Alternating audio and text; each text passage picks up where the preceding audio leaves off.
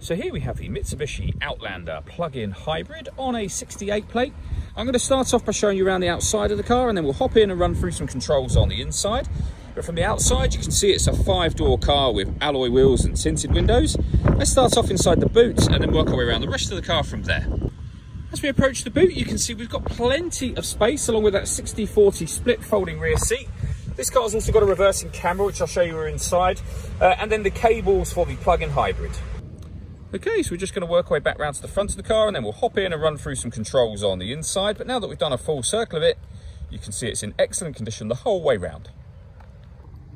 Just briefly before we climb in, I think it's well worth seeing the interior from this exterior point of view. There's plenty to run through on the dashboard, so let's hop in and we'll do that now. Okay, now that we're inside the car, we're going to start with the dials. On the left-hand side, we have the gauge that we let you know whether the motors are being charged, whether you're driving in eco mode, or you're using the power band for the car. On the right-hand side, we have the speedometer, and in the middle, you can see the total miles of this car, which are 17,994. Above that, we have the fuel gauge and also the battery level gauge for the electric motors as well. If we back out to the steering wheel, on the left-hand side, we have stereo controls and phone controls. And on the right-hand side, we have both cruise control and speed limiter. We have a minus and plus pedal. That is so that you can change gear manually on this automatic gearbox. Over in the centre, we have the touch screen for the car. So at the moment, you can see that we are on the radio screen. You can go back to the home page, and from there, you can see we have DAB, FM and AM radio.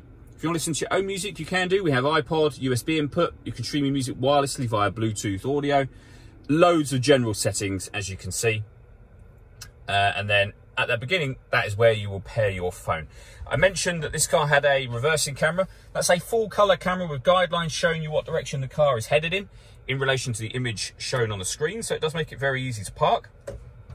Working our way down, we have dual zone climate control. So you can adjust the passenger and driver temperatures, the fan speed up and down. You can determine where you'd like the air to be diverted once it enters the car. When you're happy with those settings, the air conditioning is on when this symbol shows, so off, back on again. Or you can hit auto. When you do that, the car will take control of the fan speed to maintain the temperatures you've asked for. You can override that whenever you wish to. Underneath that section, we have a 12-volt charging socket. Underneath this cap, we have the USB input. We have a heated front screen. You can store the key there for the car. You don't need to. The car is running right now. As long as the key is somewhere in the car, for example, right now, I've put it in the cup holder just here. We have the gear lever for the fully automatic gearbox. You can force the car into its electric mode by hitting that button if there's enough charge.